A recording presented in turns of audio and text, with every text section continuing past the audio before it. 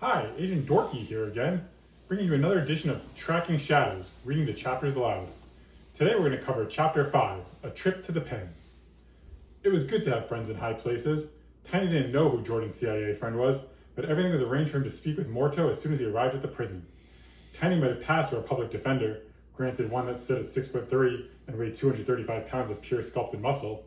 As he walked through the checkpoint with his wallet and phone, he even dressed the part in a navy sport coat and khaki slacks.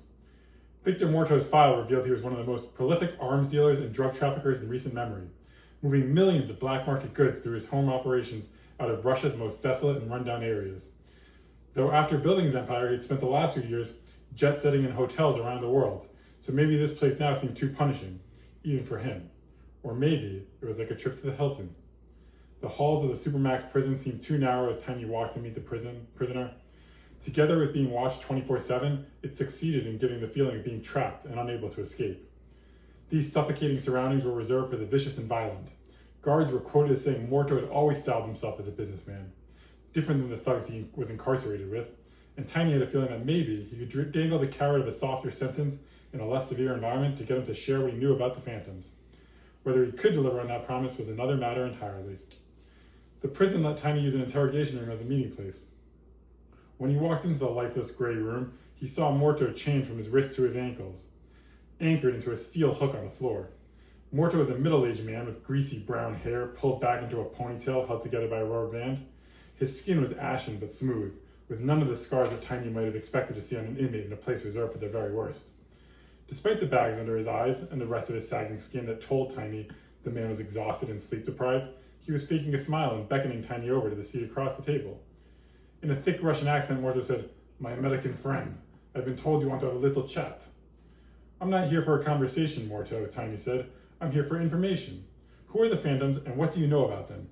"Call me Victor, please. And who are you, CIA? FBI? They didn't tell me much about this sudden visitor," Morto said, looking bored as he drummed his fingers across the table. "Who I am doesn't matter. All that matters is that you said you know about the Phantoms, and that's something I'm interested in." "How interested are you? I help my friends out. I just hope you feel the same way."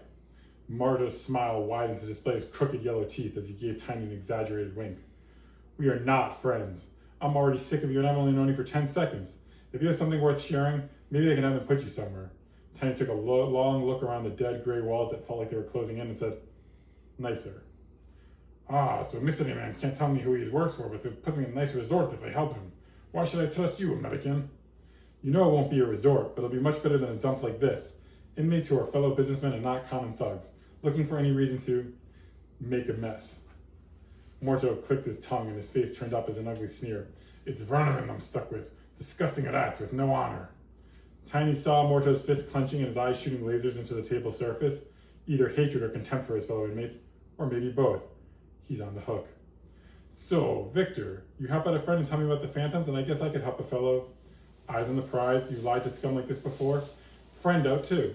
We'll find you a friendlier setup, and who knows, if you really have something to say, then maybe we could shave a few years off that sentence." The last line had Morto sitting up straighter in his seat and looking Tiny directly in the eyes. "You'll get me out of here soon? That I like. Show me how and I'll tell you all I know." Tiny knew he might have been writing checks he couldn't cash in hopes of getting some intel on the Phantoms. He certainly didn't have the time to arrange some type of plea arrangement now, and wasn't sure he'd even want to, showing the sentence of a crime lord like Morto if he could. "I can't make you these promises, Morto. That's not how it works in America. I'll bring this back to my boss and the people that put you behind these bars, and I'll tell them how you helped us out, helped us catch even worse criminals. But first I need to know you have something worth the effort." Tiny finished by placing both open palms down on the table, leaning forward on his forearms and staring into Morto's now alert eyes. Tiny didn't want to seem too friendly, but it was still a peace offering. "Now that sounds like Americans. You talk to people who talk to people, and nothing gets done. Just what I thought. Come back with actual deal." Morto spit empty air to his side to show his disgust and signal the end of the conversation. "You bastard!" Tiny lifted his palms both in the air and slammed them down on the table. "You want to play games? You want to play me? Maybe these other inmates will play some games with you. In the showers." Tiny bounded to the door at the corner of the room. He passed the guard, opened it, and swung it back with one hand, gripping the edge to slam it shut when he waited an extra second or two. "Wait!" Morto's sarcastic smirk finally straightened out, and his eyes narrowed in interest. Like clockwork. "I'm growing tired of this place and have no love for these Phantoms, so yes, I'll tell you what I know. I had the lucrative business shipping goods all over the globe. After your government interfered with my work and sent me here, I am lucky enough to have friends who keep eye on my little operation while I'm away. Before I left, I hear news of new organization, the Phantoms you mentioned.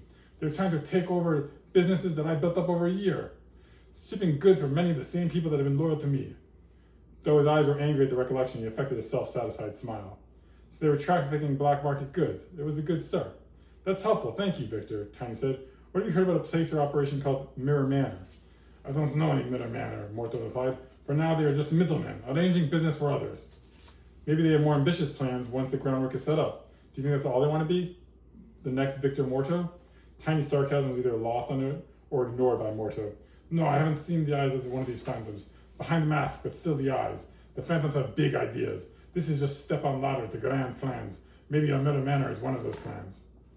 Maybe, well, if you can't tell me about their other plans, can you at least tell me how to find them? Morto's eyes narrowed even more. These phantoms are not easily found. If you keep your word and get me out of here, I can tell you about the man I worked with that has started shifting his business to the phantoms. I gave you my word that I would try to get you moved somewhere nicer and eventually released quicker, and I will.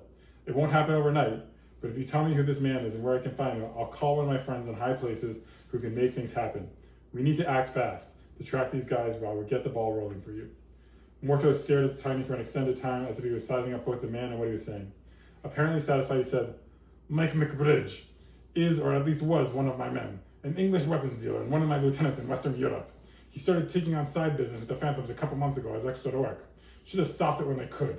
He's a real mean son of a bitch, but he gets the job done. Last I heard, Mike was operating out of Paris and doing some business in a bar called the Singing Dove. I'll give you a little advice about Mike and his guys. Don't get fooled by the size of his team and the operation he runs. He may not have many men under him, but they have a nasty reputation for shooting first, shooting often, and asking questions if they feel like it. I'm more sophisticated, so Morto concluded, with his smirk back firmly in place. Hiding his disgust for the man, Tiny returned a half smile and thanked Morto, promising to advocate on his behalf after all this helpful cooperation. As Tiny collected his things and walked to the parking lot, he thought to himself that he never promised when he would advocate. It might help to have Morto in the red onion for a bit longer in case we need more information. On the quick flight back to Providence for a debrief with Jupiter, Tiny shared the name and information for Mike McBridge so the support team could start pulling together any details on the man or his operation in preparation for the mission ahead.